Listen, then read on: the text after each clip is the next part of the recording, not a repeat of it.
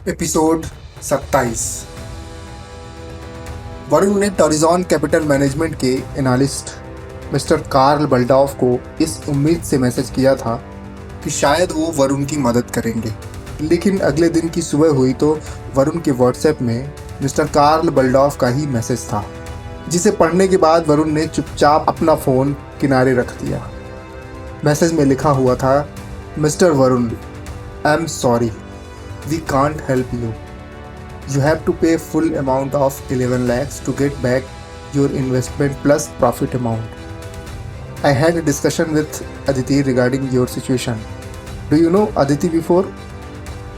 She is your family member or something else. I don't know why she is helping you. You are just a client for us. Let me talk to her. Varun ने analyst का English में ये लंबा चौड़ा message पढ़ा तो उसे समझ आ गया कि ये आदमी उसकी मदद तो नहीं करेगा, लेकिन अब वरुण को ये लगने लगा था कि कहीं अदिति भी उसकी मदद करने से मना न कर दे। ये सब सोचते हुए वरुण ऑफिस जाने की तैयारी करने लगा था और आज वो कई दिनों के बाद ऑफिस जाने वाला था। वो जा तो ऑफिस रहा था, लेकिन उसका मन कहीं और था। उसे समझ नहीं आ रहा था कि वो इस सिचुएशन से कैसे निकले। अब एक और डर उसके मन में घर करने लगा था कि उसने एनालिस्ट को मैसेज करके बहुत बड़ी गलती कर दी। दोपहर तक तो अदिति का वरुण को कोई भी मैसेज नहीं आया और वरुण भी काफी दिनों के बाद ऑफिस गया था तो वो भी काम में लगा हुआ था। लंच के बाद वरुण के व्हाट्सएप में अदिति का एक मैसेज आया। नोटिफिकेशन से ही वरुण समझ गया था कि इस मैसेज में उसके लिए कोई अच्छी खबर तो नहीं है। फिर भी उसने मैसेज खोला और पढ़ना शुरू किया। अदिति ने लिखा था, वरुण, तुम खुद को जेम्स बॉन्ड समझते हो क्या? जब मैंने तुमको कह दिया था कि मैंने अपनी तरफ से हर तरह से ट्राई कर लिया है, अब कुछ नहीं हो सकता है, तो तुमने सर को मैसेज क्यों किया? पता है, अब मेरी जॉब भी जा सकती है और अब मैं तुम्हारी कोई भी हेल्प नहीं करूँगी।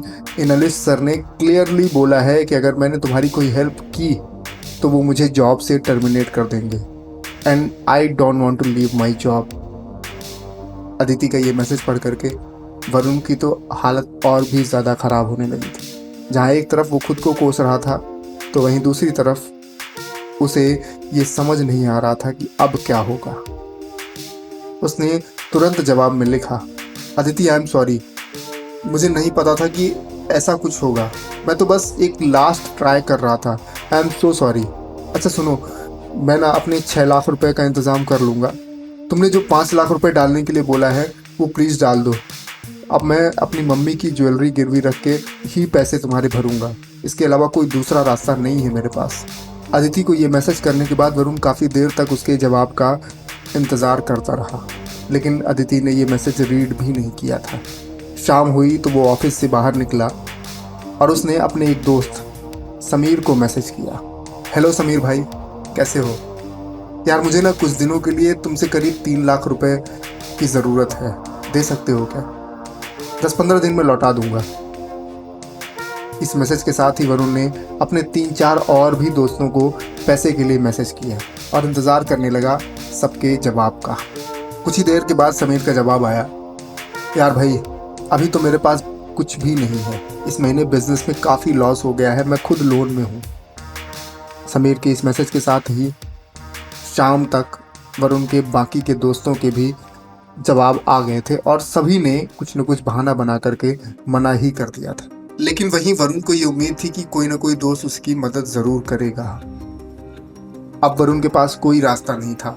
वो अदिति को भी कुछ नहीं कह सकता था और अभी तक अदिति का कोई जवाब भी नहीं आया था। घर में कुछ देर तक शांत बैठे रहने के बाद वरुण ने खुद से कहा, मैं एक काम करता हूँ, मैं अपनी चेन और अंगूठी भेज देता हूँ, कम से कम 2 लाख रुपए तो आ जाएंगे। वो ऐड करने के बाद मैं अदिति को बोलता हूँ, शायद वो मेरी हेल्प करे। और फिर लगभग 5 दिन बाद तो मैं अदिति से मिलने ही वाला हूँ। हम मिल करके कुछ न कुछ कर लेंगे। खुद से ये कहने के बाद वरुण ने अलमारी से अपनी चेन और अंगूठी निकाली और मोहल्ले के ही एक सुनार के पास पहुँच गया। वो अंगूठी और चेन लेकर के वहाँ पहुँचा तो था, लेकिन वो भीतर ही भीतर रो रहा था।